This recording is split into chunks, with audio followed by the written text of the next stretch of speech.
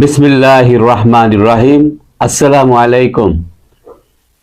প্রিয় দর্শক শ্রোতা ভাই ও বোনেরা, আপনারা যে যেখান থেকে আমার এই ভিডিওটি দেখছেন সবাইকে আমার আন্তরিক শ্রদ্ধা এবং ভালোবাসা রইল। অন্যান্য জাতি ধর্মের ভাই বোনদেরকে আমার আদাব নমস্কার জানাই। প্রিয় ভাই ও বোনেরা, আপনাদের সবাইকে স্বাগতম জানাই। প্রিয় দর্শক শ্রোতা, আজকের ভিডিওতে একটি অত্যন্ত গুরুত্বপূর্ণ এবং সমসাময়িক বিষয় নিয়ে মানবতার নেত্রী, বিশ্বনেত্রী শেখ হাসিনা, যিনি বাংলাদেশের উন্নয়নের প্রতীক, তাকে ঘিরে আজ আন্তর্জাতিক অঙ্গনে এক বিশেষ আলোচনা চলছে। ভারতের প্রধানমন্ত্রী নরেন্দ্র মোদী এবং যুক্তরাষ্ট্রের নবনির্বাচিত প্রেসিডেন্ট ডোনাল্ড ট্রাম্প কিভাবে শেখ হাসিনার ফিরে আসার প্রক্রিয়াকে সমর্থন করেছেন এবং বাংলাদেশের রাজনীতিতে এর প্রভাব কি হতে পারে তা নিয়েই আজকের আলোচনা। শেখ হাসিনা শুধুমাত্র বাংলাদেশের প্রধানমন্ত্রী নন, তিনি আন্তর্জাতিক পরিসরেও মানবতার প্রতীক। তার নেতৃত্বে বাংলাদেশ অর্থনৈতিক এবং সামাজিক উন্নয়নে এক নতুন উচ্চতায় পৌঁছেছে।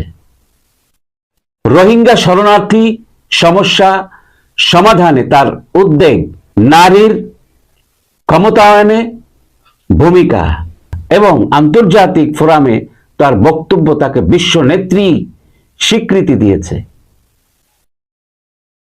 যুক্তরাষ্ট্র, রাশিয়া, চীন এবং ভারতের মতো শক্তিধর দেশগুলো তার নেতৃত্বকে সম্মান করে। ভারতের প্রধানমন্ত্রী নরেন্দ্র মোদী ও ডোনাল্ড ট্রাম্পের মধ্যে ঘনিষ্ঠ সম্পর্ক রয়েছে। মোদী সরকার বিশ্বাস করে শেখ হাসিনার নেতৃত্বে বাংলাদেশ ও ভারতের বন্ধুত্ব আরো মজবুত হয়েছে। শেখ হাসিনার উন্নয়ন নীতিগুলো ভারতের নিরাপত্তা এবং অর্থনৈতিক সহযোগিতায় গুরুত্বপূর্ণ ভূমিকা পালন করেছে।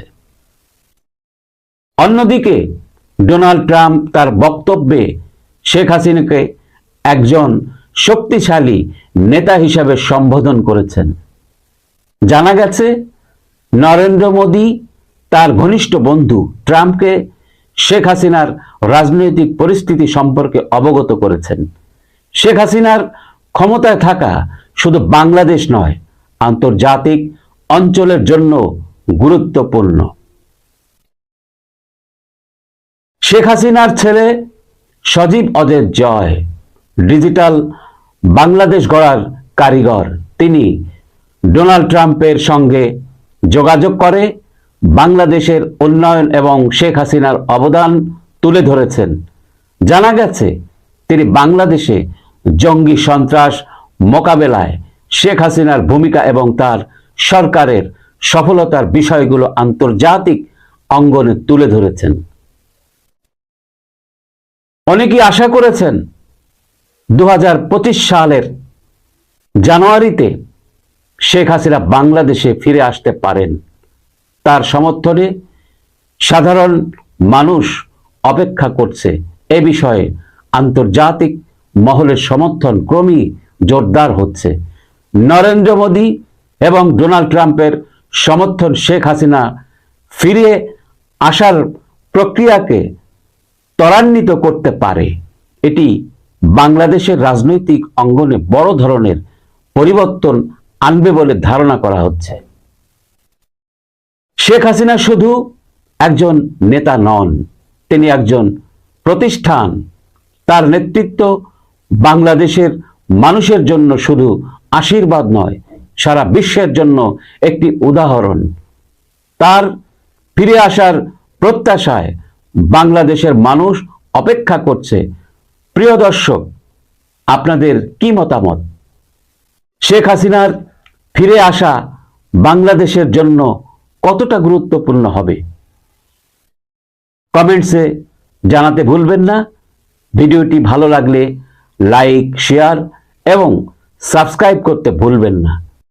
এই আশা রেখে বিদায় নিচ্ছি। আল্লাহ হাফেজ। আসসালামু আলাইকুম।